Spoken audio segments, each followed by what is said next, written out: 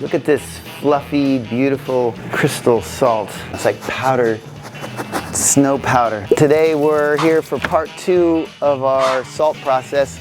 Today we're making salt, cooking over the wood-fired oven, precipitating the salt out, setting it to dry. So come on in, we'll show you what we're doing. Welcome back to the oven room. Once a month approximately, we take the concentrated brine from the evaporation tower and put it through our filtration process and into the evaporation pan where we do the final precipitation of the salt. We bring the salinity from anywhere from 18% up to 30%. At that point, minerals will start precipitating out. So I'm going to stoke the fire here. It's a wood fire. We use oak wood, nice hardwood, to keep this roughly 80 gallons of water cooking away. I usually spend a couple days and nights feeding this fire.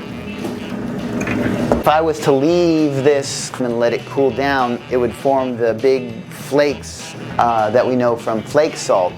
But our Shio style salt is slightly different. As you will see from the texture, it's a powdery, crystal, fluffy texture which retains all of the mineral content that's in the oceans. So the salt has crystallized on the surface and sunk to the bottom, and every few hours I'll rake it out and transfer it to the drying tub.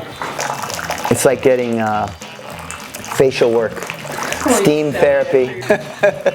One of the interesting things about this process is the control I have. I can control the minerals I want to incorporate or not incorporate. I can tell by texture and by time which mineral I'm scooping out, and I'll separate them. As far as I know, we are probably the only producers of this Shio style salt outside of Japan. Ow! You want to taste some? Sure. Hot salt, you don't get it fresh off the grill all the time. Sweet, briny. Okay, so we're going to bring it over into the drying room and put it into our draining tubs.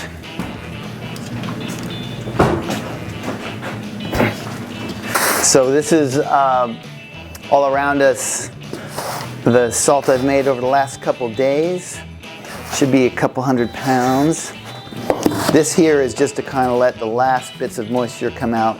You see that this down the bottom has a little bit of moisture, but it's fairly dry. Look at those flakes.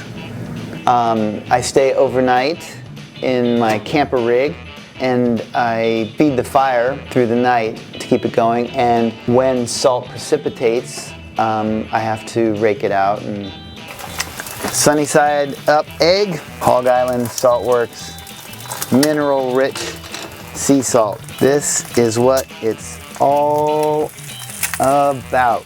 A couple of weeks ago, this was water floating in from the Pacific Ocean